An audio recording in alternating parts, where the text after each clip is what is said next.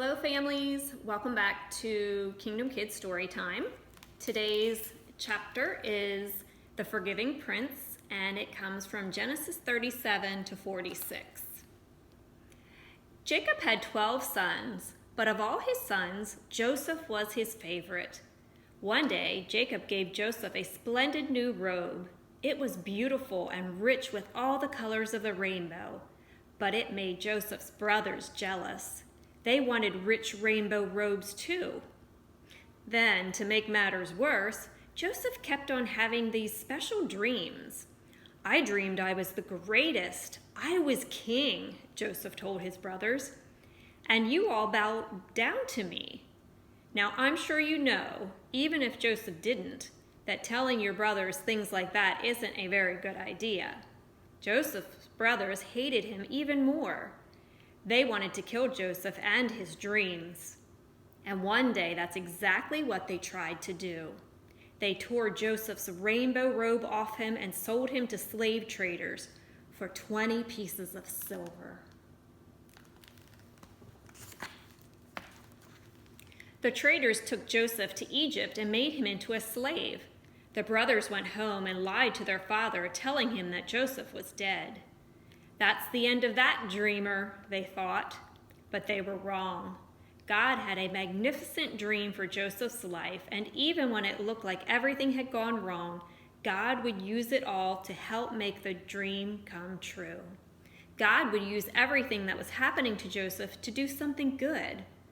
Meanwhile, though, things were not looking good for Joseph in Egypt. He was far from home and from his dad. Then he got blamed for something he didn't do, and even though he had done nothing wrong, he was punished and thrown in jail. But God had not left Joseph.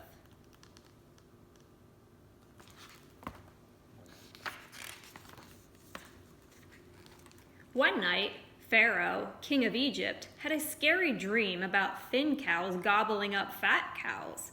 What on earth did it mean? He didn't know, but Joseph was a dream expert, so Pharaoh sent for him. "It means a famine is coming," Joseph explained. "There won't be enough food." Pharaoh was so pleased by Joseph's skill that he immediately took Joseph out of jail and made him a prince. Now back home, Joseph's brothers had run out of food and everyone was hungry. God's special family was in danger. If they didn't get food soon, they would starve to death. So Joseph's brothers traveled to Egypt to buy food. They came and knelt before the new prince. His brothers didn't know that the prince was Joseph, but Joseph knew who they were. Joseph's dream, the one about his brothers bowing down to him, was coming true. "It's me," Joseph cried. When they saw it was Joseph, his brothers were afraid. They had wronged Joseph. They had sinned and they knew it. Now Joseph would certainly punish them. But Joseph looked at his brothers and his eyes filled with tears.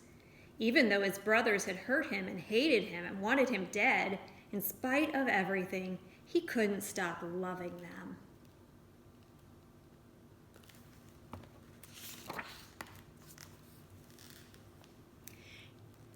His heart, which they had broken, filled up with love, and Joseph forgave them. Joseph threw his arms around them. "Don't be afraid," he said. Behind what you were doing, underneath everything that was happening, God was doing something good. God was making everything right again. Joseph didn't punish them. He rescued them. He brought God's special family to live safely with him in Egypt.